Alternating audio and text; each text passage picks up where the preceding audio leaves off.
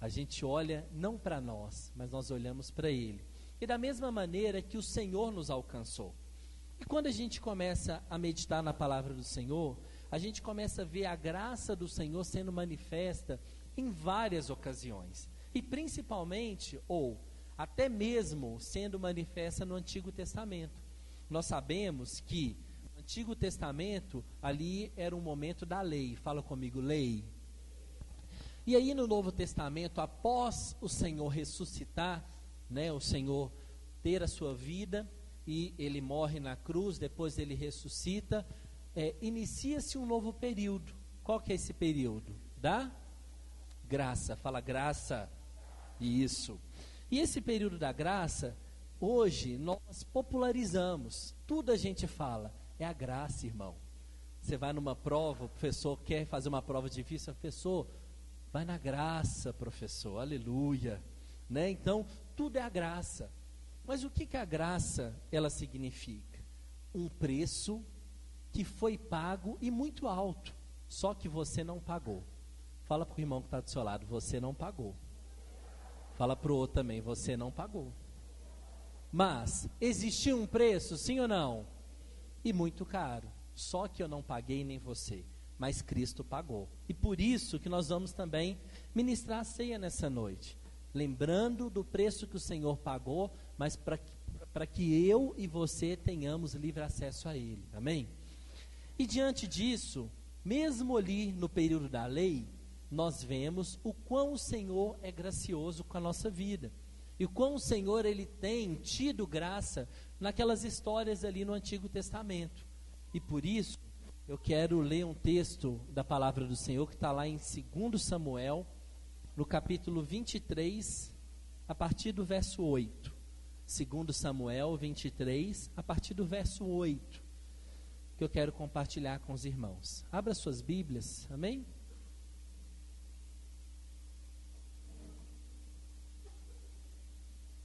Todos encontraram? Samuel, 2 Samuel, capítulo 23, verso 8. A palavra do Senhor diz assim: são estes os nomes dos valentes de Davi: Josebe, Basebete, que era o principal dos três, e foi ele que com a lança matou 800 de uma só vez. Depois, Eleazar, filho de Dodó, filho de Aoi, um dos 3 valentes que estavam com Davi, quando desafiaram os filisteus que haviam reunido para a peleja, enquanto os homens de Israel se retiravam.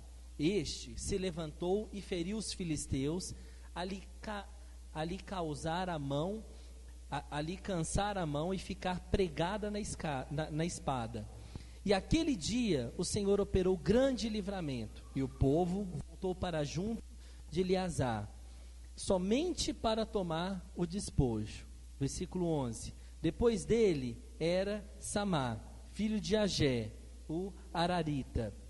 E os filisteus que se haviam juntado em Lei, onde havia um terreno cheio de lentilhas, e o povo cingiu diante dos filisteus. Samá, porém, pondo-se no meio daquele terreno, defendeu e o matou os filisteus, e o Senhor efetuou grande livramento. Também 3 dos 30 cabeças desceram, tempo da cega, e foram ter com Davi a caverna de Adulão. A tropa dos filisteus acampado no vale de Refraim. Davi estava então num lugar forte, e a guarnição dos filisteus estava em Belém. E Davi, com saudade, exclamou: quem me dera beber da água da cisterna que está junto à porta de Belém? Então aqueles 3 valentes romperam pelo arraial dos filisteus, tiraram a água da cisterna que está junto à porta de Belém e trouxeram para Davi. Porém, ele não quis bebê-la, mas derramou perante ao Senhor. Amém? Somente até aí. Esse é um texto muito importante e muito precioso na palavra do Senhor. E quando a gente pensa em Davi, que era o rei, e pensa em algumas pessoas que serviam Davi, a gente pode parar e pensar assim. Então, numa simbologia, você pode pensar assim, não, o pastor é o Davi e eu posso ser aqueles valentes que estavam ali. Pensando assim, é uma forma muito humana da gente pensar. Porque Davi, aqui como rei, nós sabemos que nós servimos também um rei, não é verdade? Qual que é o nosso rei? Rei Jesus. Se nós mudarmos a figura de Davi para Jesus, as coisas ficam diferentes. Ou seja, os valentes de Jesus podem ser qualquer um de nós, inclusive eu. Amém? E esses valentes, eles podem ter características que podem diferenciar uns dos outros.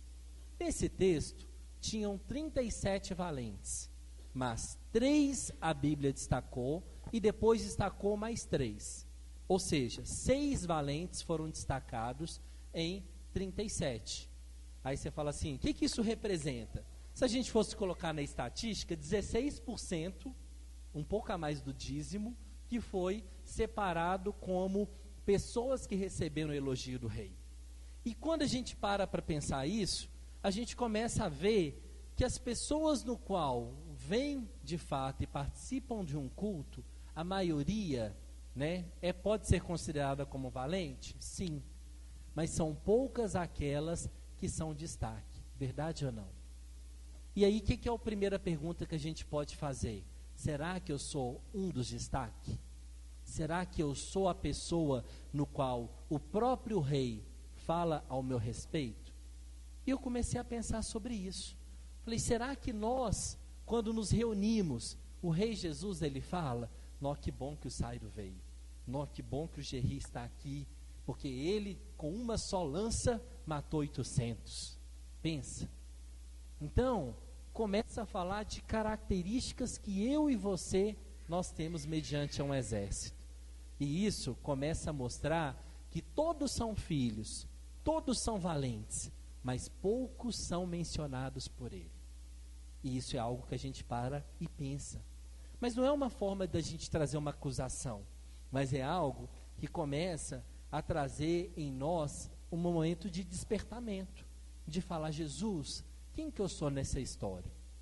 E aí, para você entender melhor, eu começo a falar do primeiro. O primeiro aqui na história, ele se chama Josebe. Fala, Josebe. Esse Josebe, a Bíblia conta que esse Josebe, em uma lança que ele tinha, ele matou 800 soldados, 800 filisteus. E, irmão, você lembra do gigante lá da história de Davi? Ele era o quê? Filisteu. Então, você imagina que esses 800 deve ser tudo mais ou menos da mesma estatura que Golias era. Ou seja, gigante, era bravo. Eu lembro quando os africanos ficavam aqui juntamente conosco, o William voltou, o Abraham também, ele está aí em algumas outras igrejas. Eles são muito grandes, dobrados, assim, super fortes.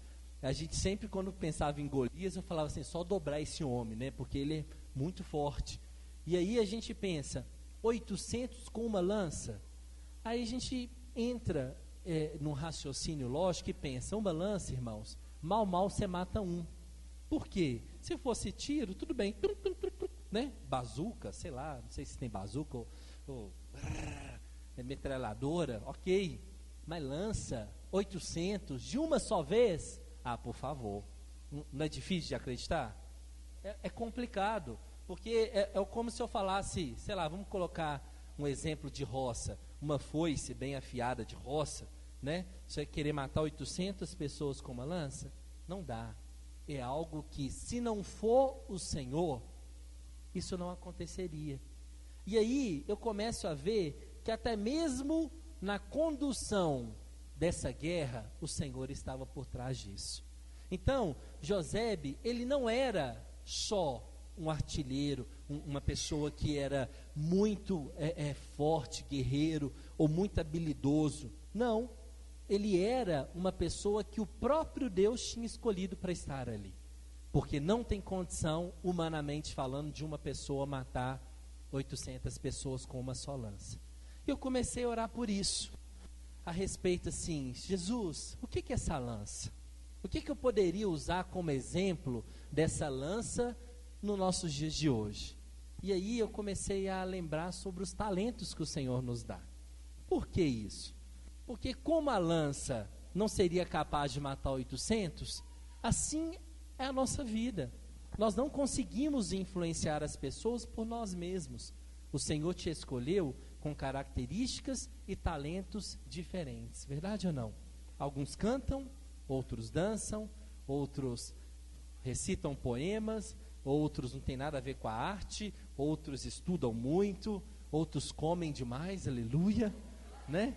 Fazem de certa maneira, cada um tem um talento, né? Tem outros que não comem, aleluia, mas é uma questão que nós percebemos que o Senhor é que dá. Por isso que as características são diferentes. E quando eu estava vendo esse texto, irmãos, eu comecei a pensar, será que o talento que o Senhor tem nos dado, será que a gente consegue influenciar esses 800, essas 800 pessoas? Essas pessoas que o Senhor tem colocado diante de nós? E isso é que gera em nós um certo temor. Por isso que na passagem lá dos talentos, eu não vou ler com os irmãos não, mas está lá em Mateus 25, 14, nós sabemos que a história conta, né, sobre a parábola dos talentos. E aí, que certa vez o Senhor entregou um talento para um, quantos talentos para o segundo? Quantos? 2 e depois 5. Ou seja, era para que eles pudessem multiplicar. E esses talentos, todos multiplicaram, sim ou não? Não, um não multiplicou. E esse que não multiplicou é porque tinha recebido quantos talentos? 1. E todos os outros multiplicaram. Aí eu penso para os irmãos, quem que deu o talento? Foi o Senhor, sim ou não? O que requer da gente? A multiplicação dele.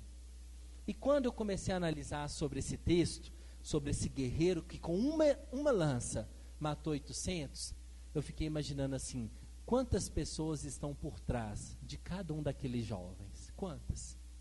Quantas pessoas tem na sua família? Quantos primos você tem?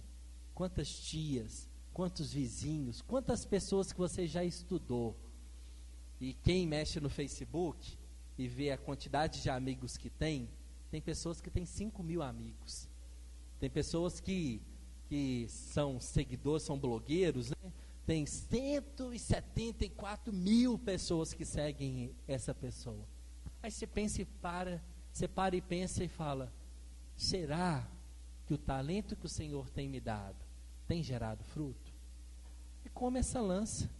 Em uma lança eu mato 800, mas esse aqui matou 800. Ou seja, mostrou que aquilo que o Senhor deu, ele utilizou para fazer a vontade do Senhor. Além disso, a gente tem um segundo homem, chamado Eleazar. Esse Eleazar tem um caso específico nele. Ele foi um homem que lutou tanto com a espada nas mãos, que ele ficou com a espada agarrada nas mãos. Agarrada, não soltava a espada agarrada nas mãos dele. É algo assim curioso, que eu pego esse copo aqui, ok, eu posso soltar ele, mas fazer um movimento ou usar ele de uma forma que eu não consiga mais soltar, que ele seja parte de mim, é algo que a gente não consegue imaginar. E eu comecei a falar assim, quais são as hipóteses dessa arma ficar presa no braço dele? Se ele estava guerreando, vai ver que escorria sangue, e sangue coagula, e de repente ficou uma plasta, não sei, e não conseguia soltar, ou não sei se isso é figurativo, mas uma coisa a gente pode ter certeza, todo mundo que lê essa parte, entende que ele foi uma pessoa que não desistiu, que ele pegou a espada, e ele não soltou enquanto não destruiu todos eles. Isso fala de uma característica de um outro valente, aquele que não aceita o não como resposta, aquele que não aceita a desistência, Aquele que quando pega a arma na mão, corta o braço, cai tudo, mas essa arma não sai da minha mão. É uma característica de uma pessoa que, sim, sei lá, eu acho que esse povo que mexe com esporte, que tem essa obstinação com o resultado, eu acho que é mais ou menos assim. Aquela expressão que a gente fala, sangue no olho, aquela pessoa que você não tem opção, você vai ter que fazer. Se eu estou aqui é porque vai acontecer, não tem outra opção. E esse homem aqui, ele também com a espada, com uma única espada, ele conseguiu fazer algo que na Bíblia fala que o Senhor, ele achou graça. O Senhor, ele honrou. O Senhor, ele fez com que ele derrotasse todos os seus inimigos. Porque a espada já fazia parte da sua mão. Irmãos, eu começo a analisar essas histórias e começo a pensar, o que vai ser de nós? Oh Deus, como é que essa espada, o que representa essa espada? E eu comecei a perceber, irmãos, que aquilo que o Senhor te dá nas suas mãos, é só a arma, ela muda, realmente muda, mas a postura não. Um teve uma postura diferente do outro, mas olha para você ver, os resultados também são diferentes. Mas sabe o que é interessante? É que o próprio Deus fala assim, olha, você que tem um talento, você é abençoado. Você que tem um outro, também você é abençoado.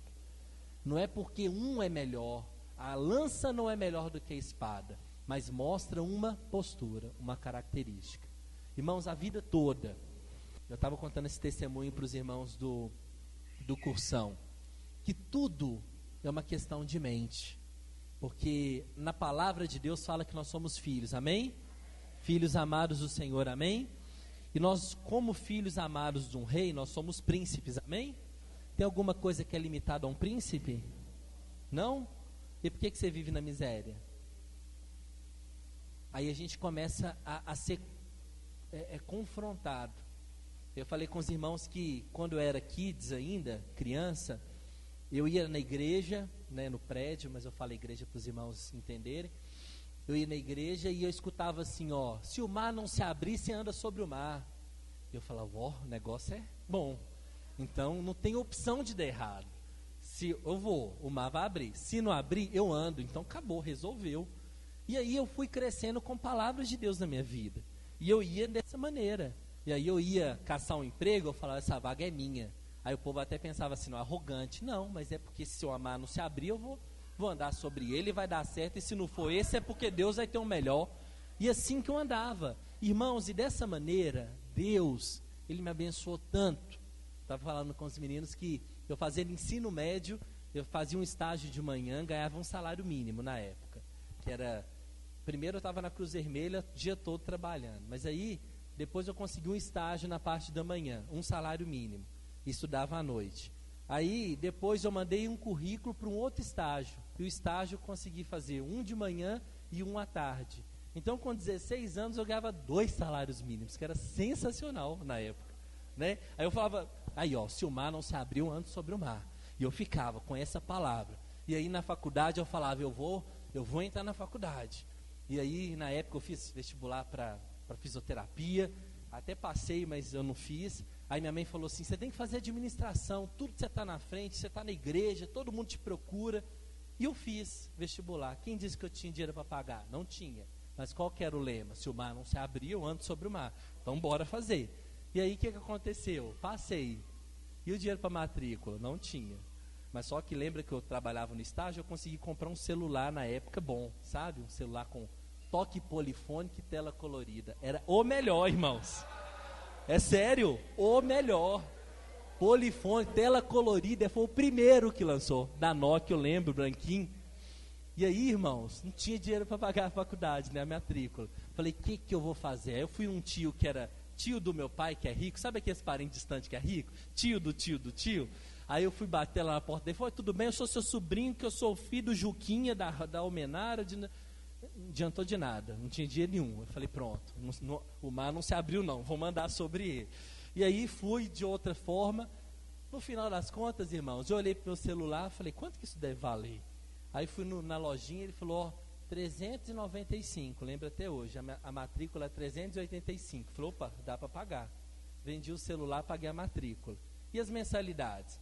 Se o mar não se abrir... E fui. Deixa eu resumir a história aqui, que senão eu perco tempo com essa parte. Eu devia primeira, segunda, terceira, quarta, e quando chega na sexta mensalidade, a gente sabe que tem que renovar, né, Darlan? E a gente vai lá para renovar, e você não pode ter débito para renovar a sua matrícula. Obviamente eu tinha 5, né? Porque a matrícula eu paguei e o restante estava devendo. Aí eu cheguei lá no financeiro e falei, olha, não tem dinheiro, mas eu preciso estudar. Olha minhas notas, eu tinha notas boas. Olha minhas notas e tal, estou aqui, o que eu posso fazer? Eu lavo o carro do reitor, eu faço alguma coisa, eu quero estudar.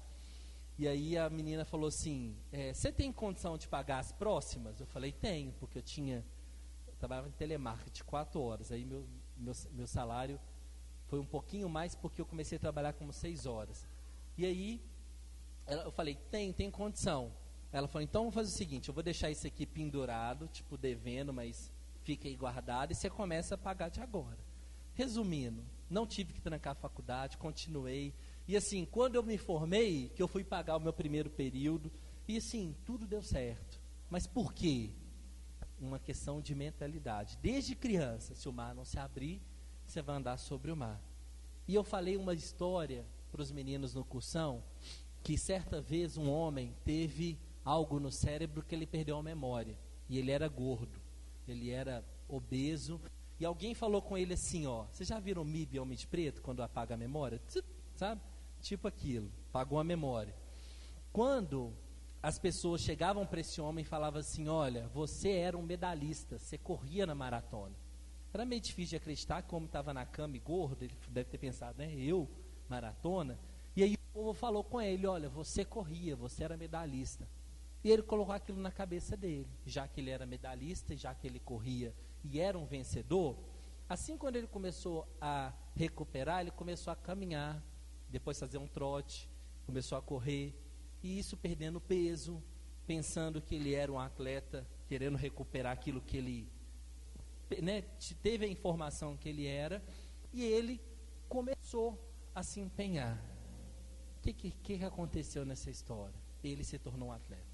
E além dele se tornar um atleta, ele se tornou um medalhista. Aí a gente para assim e fala, mas antes não era, alguém contou para ele. Esse é o nosso problema. Sabe qual que é o nosso problema? Que a gente olha para a nossa situação atual e fala, eu sou príncipe, eu sou filho, eu posso ter o que eu quiser. Não posso não. Mas a Bíblia fala que você pode. Mas só que quando você olha para a sua situação, às vezes você está numa cama obeso como aquele homem, e falando assim, eu não posso. Mas por isso que a gente sempre relembra de Romanos 12:2, né? E renovai-vos a nossa mente. Sempre renovar a mente. Mas no terceiro homem que nós lemos aí na história de Davi, como que ele se chamava?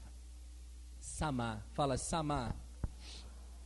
Esse terceiro homem, ele também tem uma característica diferente. Ele, quando os filisteus, eles foram saquear a sua plantação de lentilha, ele se posicionou.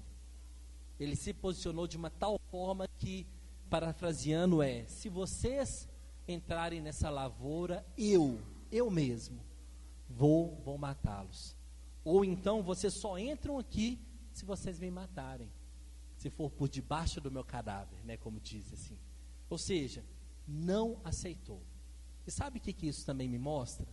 Lógico que teve guerra e tudo, mas ele venceu. Mas me mostra também uma característica de posicionamento. Fala comigo, posicionamento. Posicionamento é algo muito importante para a vida do jovem e para a vida de um cristão. Às vezes você trabalha em uma empresa onde várias pessoas não são crentes. Ou você estuda em lugares onde todo mundo faz piada com crente, todo mundo faz graça, faz, sabe, posturas erradas, e falta posicionamento da sua parte. Aí você fala, mas pastor, o que é posicionamento? Eu saí do meu emprego? Não, não é sair do emprego. É se posicionar daquilo que Deus te deu, daquilo que Deus fez na sua vida. E isso poucas pessoas fazem, verdade ou não? Quando começa as piadinhas de crente, você até ri meio amarelo. só para não acabar com a amizade. Mas a verdade é que um posicionamento diz que aquilo que o Senhor te deu, ninguém toca.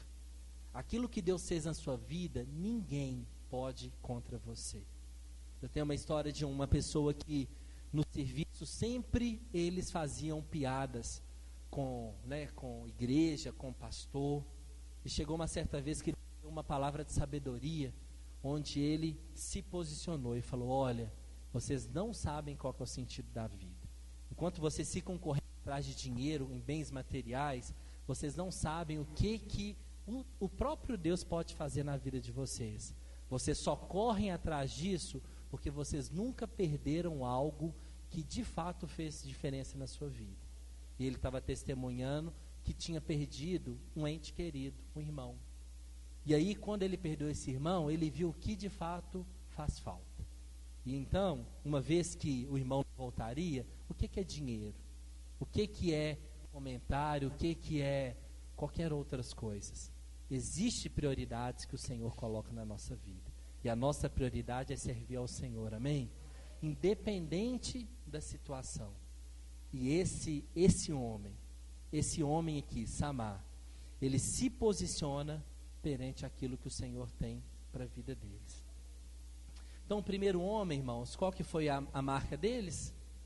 O primeiro homem, a lança. Quantos ele matou? 800. O segundo, qual que é a marca dele? A espada, que ficou agarrada na mão dele e ele nem conseguiu sair. E o terceiro é o posicionamento. Amém? E, para terminar, eu quero te falar de outros 3 que nós lemos também no texto. Outros 3 valentes. Certa vez, o rei Davi foi para a caverna de Adulão. E essa caverna era um forte, era um lugar de proteção. Presta atenção, um lugar de proteção. E nesse momento que ele estava ali naquela caverna, ele comentou. Eu não sei se você já teve isso, mas acredito que já. Sabe quando você está, sei lá, na sua casa, acabou de almoçar um almoço de domingo, aquele almoço farto, você fala assim, que vontade de um açaí agora, sabe? Sabe um negócio assim que você pensa assim, sabe, delícia? Sei lá, com vontade de tomar um picolé, ou então, não sei, um Ferreiro Rocher, o que vai pedir? Mas sabe aqueles desejos que você tem, assim, de repente, comenta, fala assim, não, que vontade. Ou então, às vezes você está, sei, num lugar e você fala, não, uma praia agora, hein? Eu com perninha pro ar, olhando a onda para lá e para cá. Fala até em língua, né? Você até cai no mistério. Mas isso é só um comentário. Não é um comentário que às vezes a gente faz? Você faz ou não? Eu faço. Um comentário. Davi fez um comentário. Davi, ele falou assim, quem me dera aquela água geladinha, parafraseando, tá? Aquela água geladinha lá de Belém. Que delícia, né? Ele simplesmente fez um comentário. 3 dos valentes, outros 3, escutaram aquele comentário. E assim, Belém era do outro lado. Tinha filisteus, tinha cheio de gente querendo matar o povo de Davi. E 3 arriscaram as suas vidas para pegar a água de Belém. Está parecendo aquelas campanhas, né? A água que cura. A água do Rio Jordão. Mas aquela água, deixa eu te contar, aquela água era simplesmente um comentário do rei. Sabe aquele comentário? Ai, que açaí bom. Aí, de repente, alguém chega com açaí e fala, pará, você quase cai. Aleluia. Mas, irmãos, um comentário. Mas olha só, quando a gente fala desse negócio de alguém te agradar, sanando um comentário que você faz, irmãos, isso não tem como comparar, sabe por quê? Para a gente poder sanar uma vontade, por exemplo, de um açaí, você vai gastar uns 15 reais e você andando, ou um carro, buscando lá. Você não tá correndo risco de morte, não vai acontecer nada com você. Simplesmente você vai gastar uns 15 reais ou 20 para comprar um açaí e entregar para o irmão. Mas nesse caso, irmãos, os três investiram a sua vida para poder ter, sei lá, um copo d'água. dessa água que Davi suspirou, falou. E isso começa a pensar, e a Bíblia relata sobre essa postura, que não precisa de repente do rei, presta atenção, não precisa do rei mandar. Tem coisa que o rei só vai sussurrar. Sabe o que é o duro? É que eu comecei a pensar e falar assim: Jesus, tem tanta coisa que o Senhor manda nós fazermos, que é tão difícil a gente se manter. Mas isso foi muito mais profundo. O rei sussurrou, ai que vontade. E aí às vezes o próprio Espírito sussurra no seu ouvido, ai que vontade de algumas coisas acontecerem através da sua vida. E isso mostra o tanto que nós queremos ou não ter a nossa vida em prol ao Senhor. E esses homens, eles falaram, vale a pena, para atender um simples desejo do meu rei. E aí eu começo a pensar, e nós? Onde que nós nos encontramos nisso? E essa palavra começou a confrontar de uma tal maneira que isso começou a trazer uma revelação nova em mim. Porque pela graça, ok, o preço foi pago. Ninguém está falando de preço. Se você vier para o cursão ou não vier, deixa eu te contar, você é filho amado de Deus. Se você, líder, trouxer seus 5 ou não trouxer, você vai continuar sendo amado do mesmo jeito. Mas existe uma diferença. Existe a diferença daqueles que são lembrados como valentes. Todos são, mas tem uns que o Senhor, Ele comenta a parte. Tem uns que o Senhor relata algumas posturas que eles tiveram em prol do reino. E eu quero que você fique de pé nessa noite. Aleluia.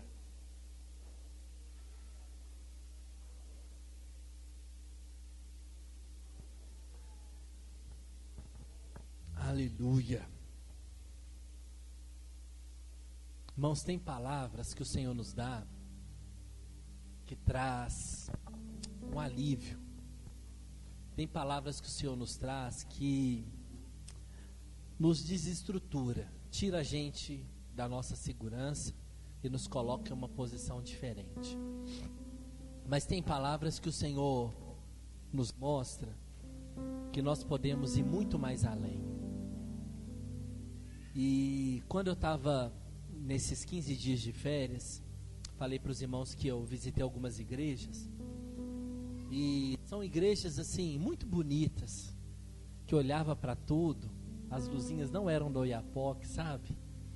As luzinhas tinham tipo, sei lá, deve ter tudo computadorizado, negócio, tinha tipo um robô, tipo um Transformers, aleluia. E eu olhava para aquilo e falava, nossa, que legal, que joia. Tinha cronômetro, tinha uns negócios muito, muito legal.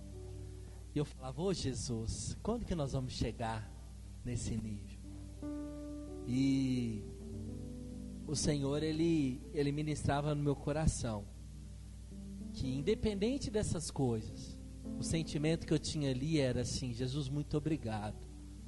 Porque nós não temos nada dessa estrutura, mas uma coisa nós temos um peso de glória. Um peso de glória que, independente daquilo que nós façamos ou não, nós sabemos que nós somos filhos amados. Nós sabemos que o Senhor sempre vai estar de braços abertos para nos receber. E mesmo mediante essa palavra que mostra um posicionamento da minha parte e da sua, a respeito daquilo que Deus tem para você, apesar disso, a gente sai daqui sabendo que nós somos amados pelo Senhor, sabendo que o Senhor, Ele, independente das coisas que Ele faz, nós somos filhos. E essa palavra vem para poder nos confrontar. E a pergunta nessa noite é: qual jovem, qual valente que você se encontra? Nós somos poucos, um pouco mais do que, talvez o dobro de 37. Mas qual que é a postura que o Senhor tem colocado em nossa vida? Será que eu posso ser considerado que através da minha lança, do meu talento, eu consiga chegar em resultados extraordinários? Será que eu consigo chegar em situações que o Senhor escolheu para que eu chegasse? Eu posso ter também a referência do segundo jovem. Será que eu tenho tanto encargo com a obra de Deus, a ponto de nunca deixar que essa espada saia da minha mão? Ah, irmãos, tem tantas situações que a gente desanima, tem tantas situações que a gente olha para o lado, olha para o mundo, olha para os nossos amigos, e a gente fica tão cabisbaixo. E tem vezes que você nem lembra que tem espada nas suas mãos. Nem lembra de espada. Mas olha, um dia alguém com a espada nas mãos lutou para que você estivesse aqui, para a sua conversão. Eu me lembro de testemunhos, até mesmo do Kelsen, que marido da Amanda. Ele conta que os filhos da Soledade, aliás, é o contrário, o Kelsen, ele ia lá na casa da Soledade, ela até está aí, atrás do Tiago, atrás do Lucas, e os meninos, às vezes de cueca em casa, falavam: eu não vou na igreja não vou colocar roupa não. Ele falava assim: eu só saio daqui quando você for, você não tem escolha não, então eu vou ficar aqui na sua cabeça, o que é melhor para você? E eu lembrei logo nesse exemplo da espada nas mãos: eu não vou soltar. Você vai converter, você querendo ou não. Você vai para a igreja se você quiser ou se você não quiser. Eu também lembro de exemplos de pais que obrigaram seus filhos a irem no retiro, falaram: você não tem escolha, filho, você vai ter que ir. Isso são posturas de pessoas que estão com a espada nas mãos e que falam assim: ó, eu não solto. Se vai morrer ou se não vai, eu não solto. Então eu vou morrer com a espada nas mãos. Isso é falar de não negociar o que Deus tem para você.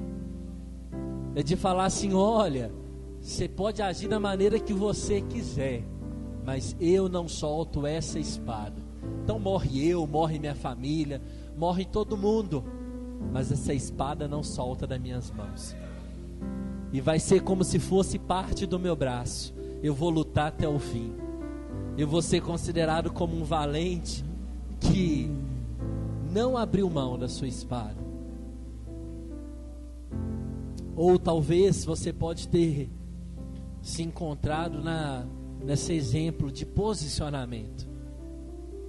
Às vezes as pessoas falam do seu líder, fala do seu pastor, fala da sua igreja, mas talvez você é aquela pessoa que todas as vezes que chega qualquer informação ruim, você se posiciona e fala: aqui não. Isso até pode ser verdade para você, para mim não é. Aquele lugar que você está chamando e está menosprezando é o lugar onde o Senhor me plantou.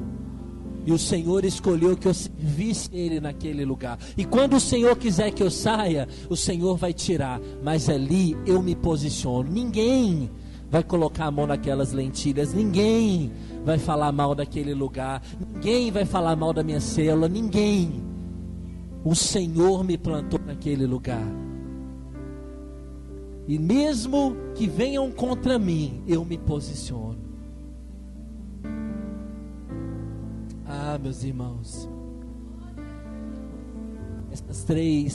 esses três exemplos diz muito a respeito de jovens que precisam de um posicionamento. Mas apesar de, na palavra do Senhor, ter falado desses três jovens de uma maneira específica, eu ainda comecei a ficar gemendo na minha casa, lembrando daqueles jovens, outros três jovens, que nem tem nome. A Bíblia nem fala o nome dos três valentes que foram buscar água. Talvez não era importante. Talvez você se inclua nesses três jovens, porque você está aí na multidão, você está aí, né, junto com as pessoas, e ninguém está falando o seu nome de uma maneira direta. Mas eu comecei a orar e falar: Jesus, eu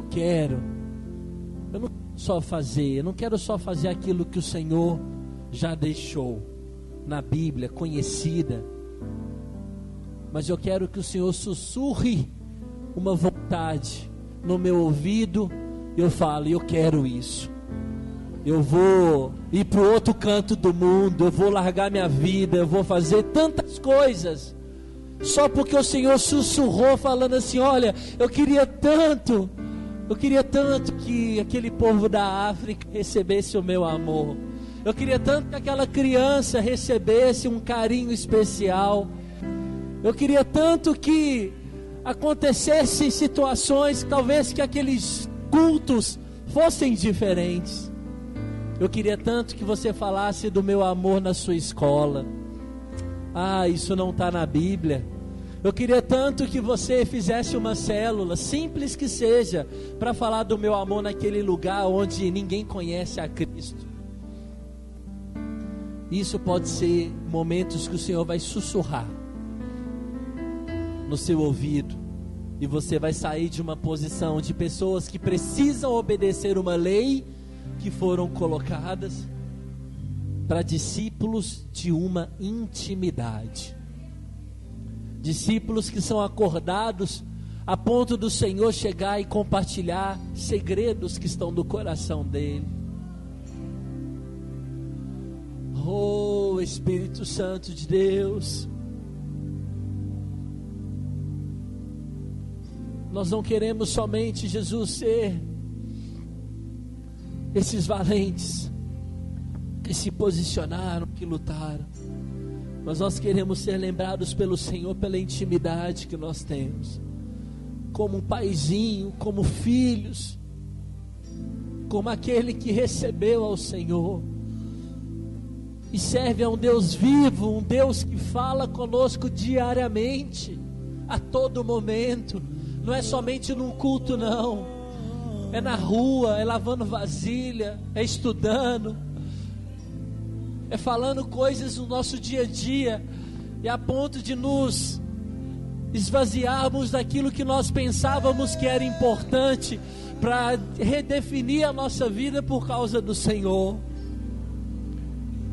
É dar a nossa vida, mesmo que a morte venha nos perseguir, por causa de uma vontade do Senhor, uma vontade que talvez nem é importante, mas você fala, eu quero, porque eu quero agradar ao meu Deus, ao meu Rei. Eu quero agradar o meu Rei. Eu quero fazer coisas que o Senhor não me obriga, mas eu quero porque eu amo, eu quero. Oh, rabassarabalabasherebalabassarabalabas. Nós vamos ter um momento de ceia neste lugar. Esse momento eu quero que você entenda uma coisa: o Senhor não é seu patrão. Você é livre para fazer o que você quiser. Mas independente das suas atitudes, o Senhor, Ele te justifica, porque o sangue dele está sobre a sua vida. E quando o próprio Deus te vê, Ele vê o próprio Jesus. Ele vê o próprio Filho que entregou na cruz do Calvário, por amor a Ele. E quando você participar dessa ceia nessa noite, você vai lembrar que você vai representar o Filho, Jesus. O Espírito Santo que está pairando entre nós vai fazer o papel dele, de ser o nosso consolador. E o próprio Deus Pai vai derramar uma porção de amor na sua vida, que você vai sentir o próprio Jesus ali, recebendo tudo aquilo que o Senhor tem para derramar sobre a vida dele. Porque foi uma morte de cruz, foi uma morte que o Senhor ali entregou a sua vida por completo. E vai ser uma ceia que você vai lembrar disso.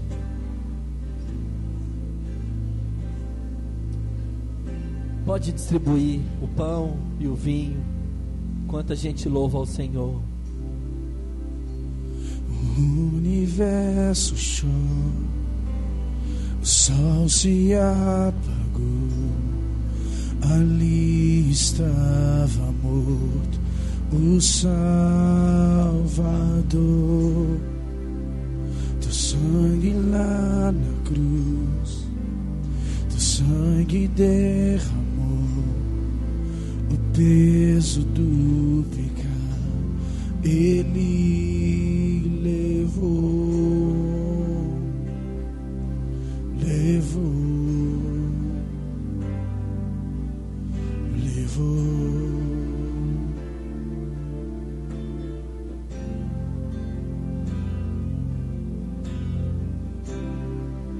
Deus Pai o abandonou, cessou seu respirar, em trevas se encontrou o Filho.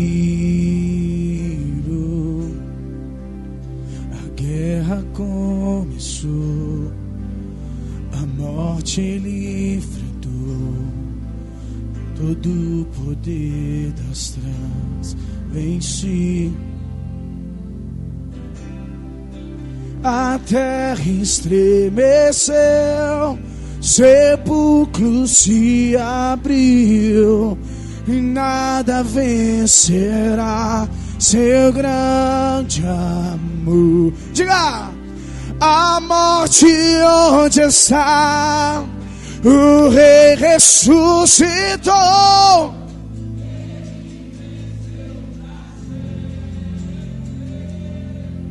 Para sempre.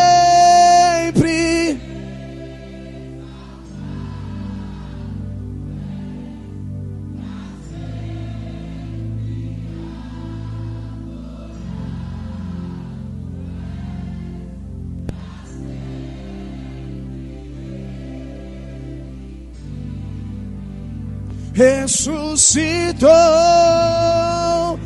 ressuscitou. Declare no seu lugar para sempre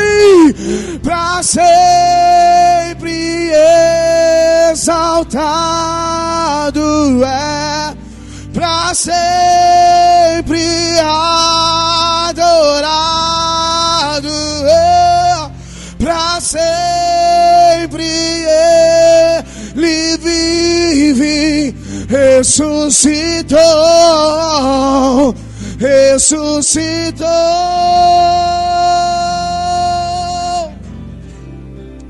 A terra estremeceu, sepulcro se abriu, e nada vencerá seu grande. Declare bem forte: ó morte, onde estás?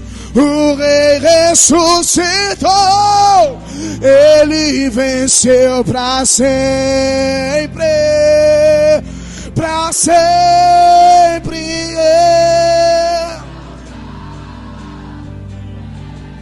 Para sempre.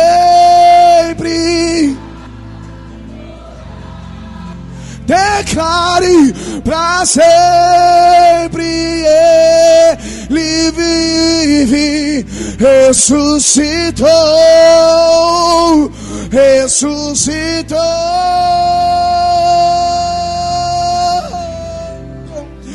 Cantamos aleluia, cantamos aleluia, cantamos aleluia. O Cordeiro venceu.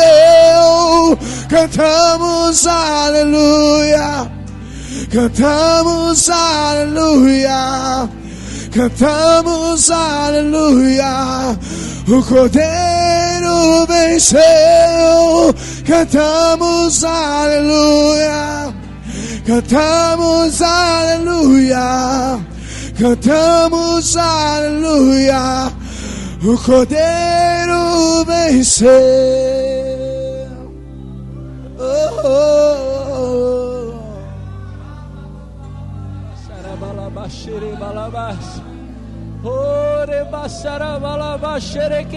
Tu és exaltado, Deus.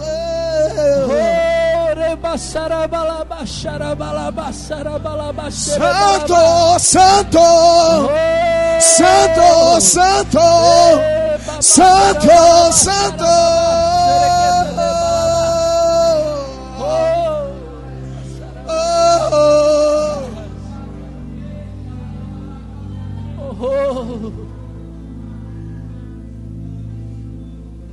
O véu foi rasgado de alto a baixo. E hoje nós temos acesso a esse Deus tão grandioso. E hoje nós somos templos do Espírito Santo de Deus. Oh, e esse templo no qual habita o próprio Espírito. Oh, e nós sentimos, sim, sentimos. Oh, parte da Trindade. Hoje nós temos pleno relacionamento com o Senhor. Pleno relacionamento. Oh, quando o grande dia chegar e Ele vem. Quando o grande dia chegar, eu sei. Eu cantarei, eu cantarei, eu cantarei.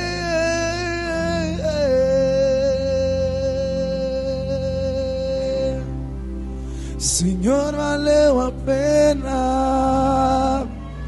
Senhor, valeu a pena. Senhor, valeu a pena mesmo te servir, te servir. Senhor, valeu a pena. Senhor, valeu a pena. Senhor, valeu a pena mesmo.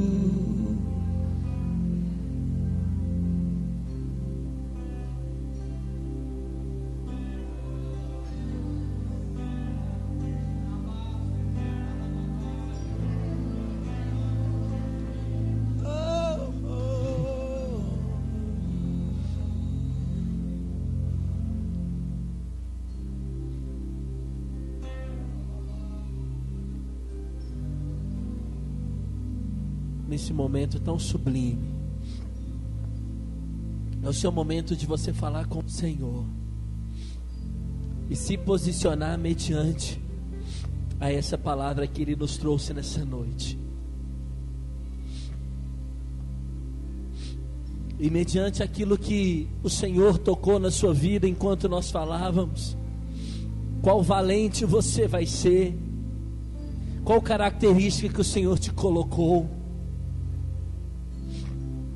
Você vai se posicionar hoje perante Ele.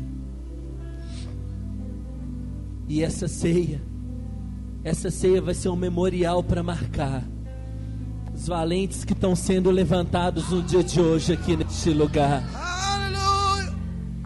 Os valentes que estão se posicionando perante a uma palavra, a ponto de do rei querer compartilhar intimidades, e ele chamar esses valentes, a ponto do rei querer ter ali as suas plantações em perigo, e ter valentes se posicionando,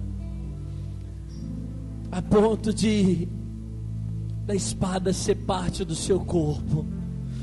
Você estará lutando, ou até mesmo com a sua influência, ou até mesmo com aquilo que o Senhor tem te dado.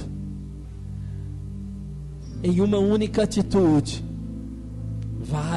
milhares de pessoas se converterão ao Senhor. Entenda uma coisa, jovem: você tem somente uma vida para cumprir aquilo que o Senhor te determinou.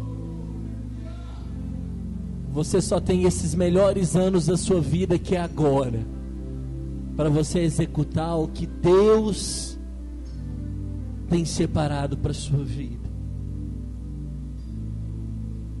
Tem alguns jovens que falam: pastor, eu não sei se eu estou preparado, não sei se eu quero. Pastor, eu não sei se é o tempo. Pastor, eu não sei. E minha resposta sempre é o hoje, o agora. Os campos estão brancos e são poucos os trabalhadores.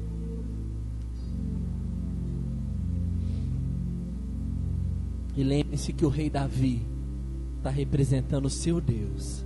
Não tem nada a ver comigo. É uma aliança que você firma com o próprio Senhor. Qual vai ser o seu valente, qual que vai ser a sua postura. E ninguém vai te cobrar isso, nem o próprio Deus. Porque Ele não está interessado nos trabalhos que as suas mãos realizam. Mas nós sim somos privilegiados por ter sido escolhidos pelo Senhor. Acredito que esses jovens, esses valentes em 37:6, talvez nós vamos encontrar com eles lá na glória. Eles vão eles vão declarar: nossa, eu fui escolhido pelo Senhor. Eu tive o privilégio de ter lutado com aquela espada e ela não caiu na minha mão. Eu tive o privilégio de se posicionar. Eu tive o privilégio do Senhor ter me escolhido para uma obra tão linda, onde jovens, adolescentes se converteram na cidade de Belo Horizonte, onde um grande mover iniciou ali naquele lugar. Estava construindo, que estava reformando, onde a gente não tinha lugar. Mas isso tudo foi gerado uma nova realidade dentro em nós.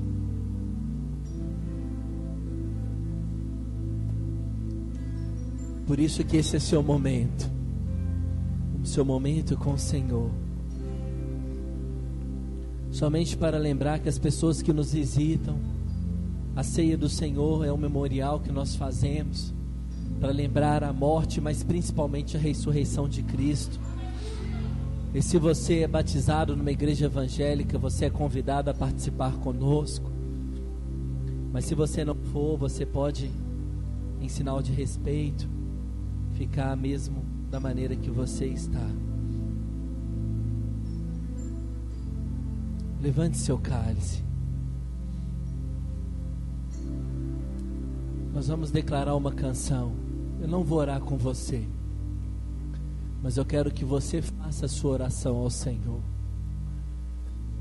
Se posicione hoje. Hoje é um dia de posicionamento. Hoje inicia o curso de maturidade no Espírito. Hoje inicia um semestre letivo, onde na sua escola, na sua faculdade, você terá oportunidades. Hoje inicia o segundo semestre do ano de 2017, que nunca mais vai voltar. Mas você tem a oportunidade de fazer diferença na sua geração agora, hoje. E por isso você vai ceiar com o Senhor. Você vai compartilhar o pão e o vinho com Ele. Após essa canção nós vamos fazer isso juntos. Mas leve o seu espírito agora ao Espírito Santo de Deus. Conecte a Ele, somente a Ele. Não deixe que nada te atrapalhe. Não deixe que nada te distraia. Esse é o seu momento com o Senhor. Esse é o seu momento com o Senhor. Seguro estou nos braços daquele que nunca me deixou.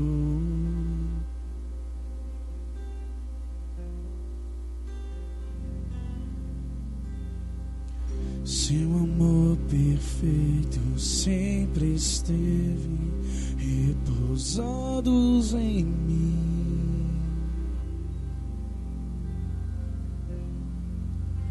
Se eu passar pelo vale,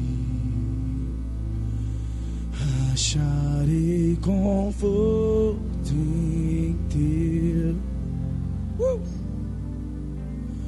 Pois eu sei que és aquele que me guarda, me guarda.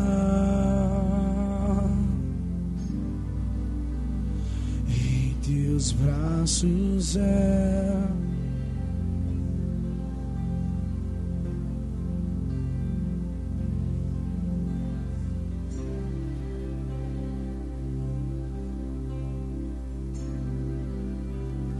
em teus braços.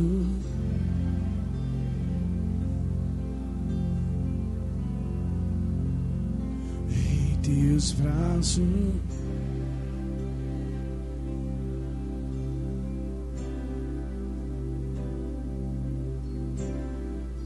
seguro estou nos braços daquele que nunca me deixou.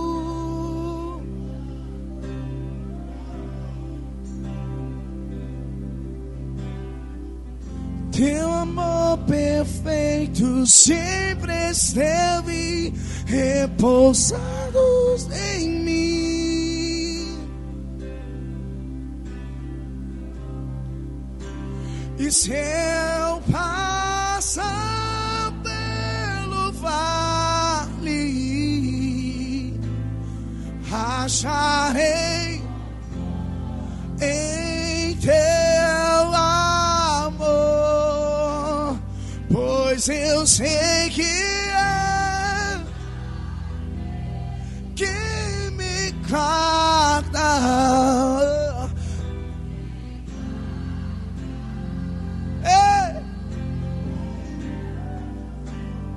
Em teus braços é o meu destino.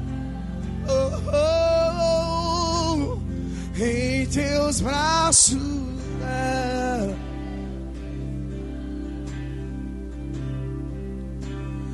Em teus braços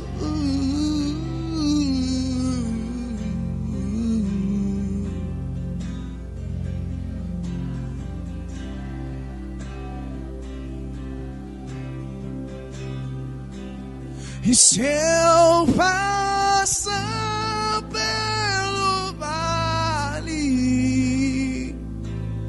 acharei em teu amor, pois eu sei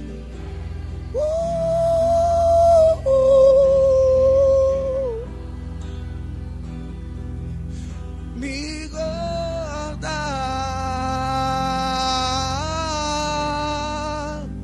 em teus braços.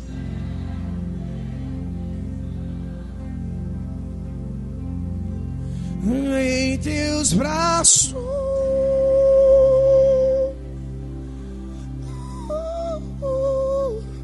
em teus braços, em teus braços.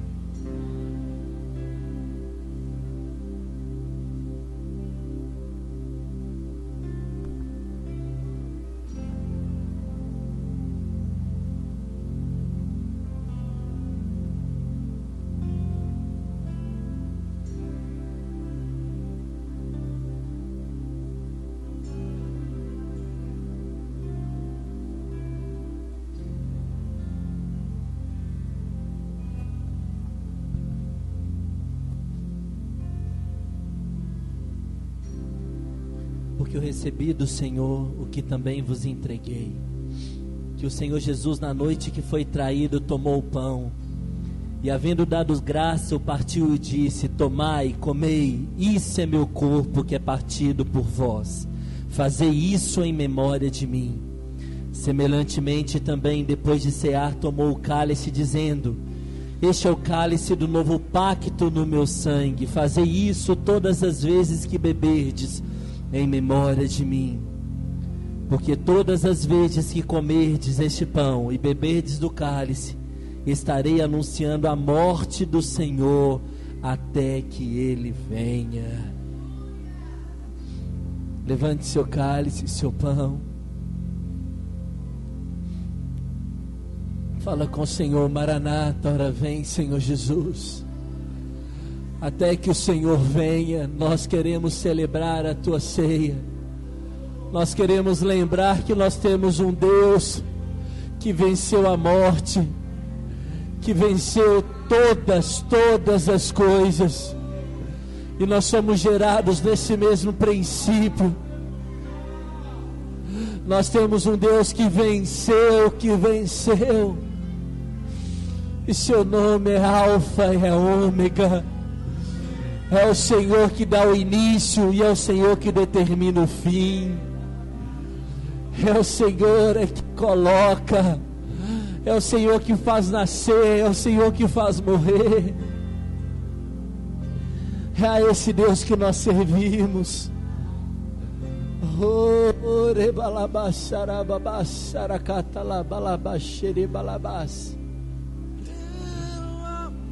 Oh, Espírito Santo de Deus,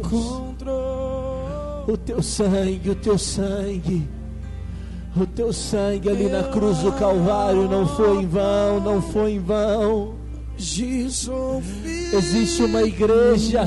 Existe uma igreja que te clama.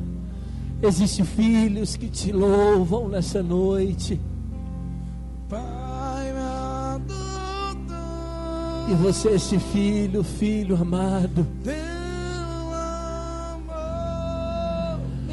Oh, Jesus, obrigado. Eu era órfão, obrigado, Jesus. hoje sou filho.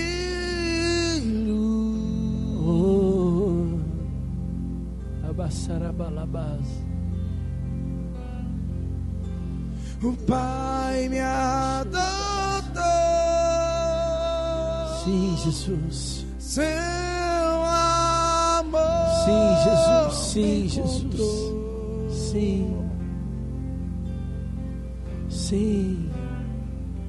Eu era órfão, hoje sou filho. Participe dos elementos da ceia. Amém. Pai me adotou, teu amor me encontrou.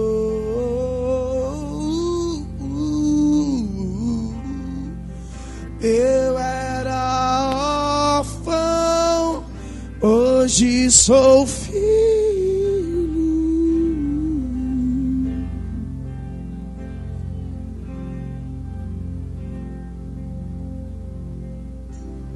Pai me ama. Declare essa verdade. Isso. Somos dele.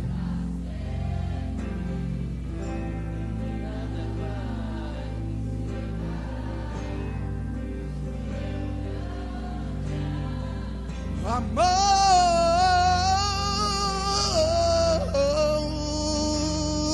Pai, o Pai me ama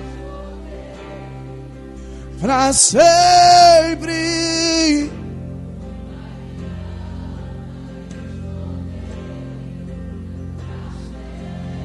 E nada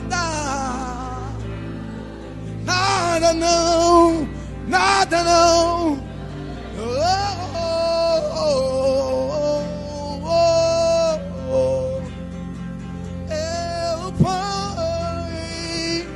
O Pai me ama pra sempre. Eu sou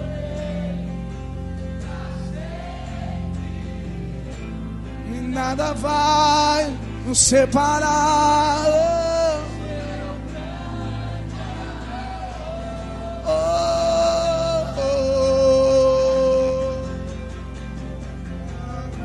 O Pai me adotou, seu amor me encontrou. Diga, diga.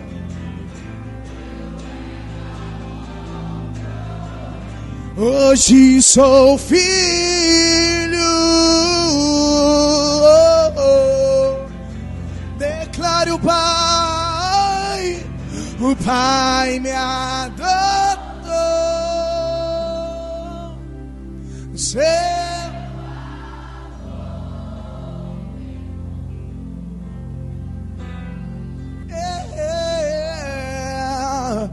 eu era órfão, hoje sou filho.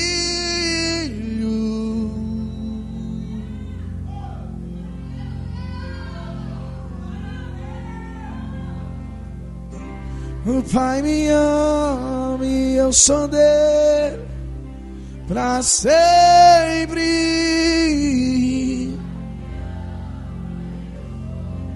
Diga. E nada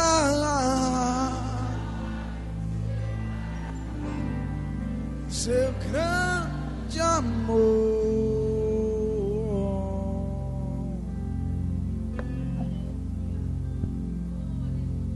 Aleluia.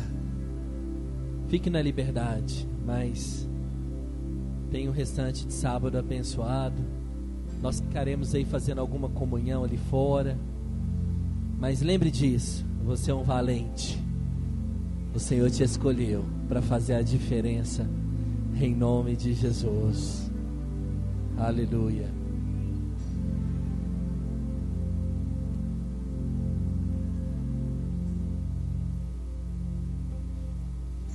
Não é hora de você parar, não é tempo de ficar chorando, não é hora de se entregar, não é tempo de ficar prostrado. Promessas e milagres irão acontecer no tempo certo. Deus está cuidando de tudo. Vamos lá, tudo bem, eu entendo seus questionamentos. Está doendo, está sofrendo, mas escute que eu vou dizer. Deus não dá pra gente uma prova maior do que podemos suportar. Meu amanhã será melhor que hoje.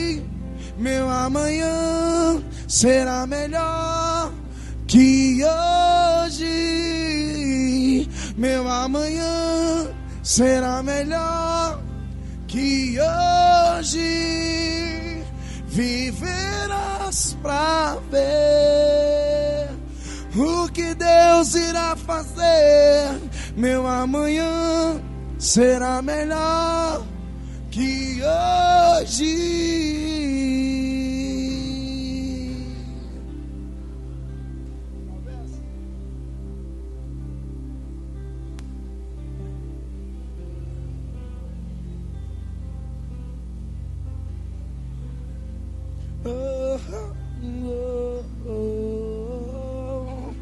Meu amanhã será melhor que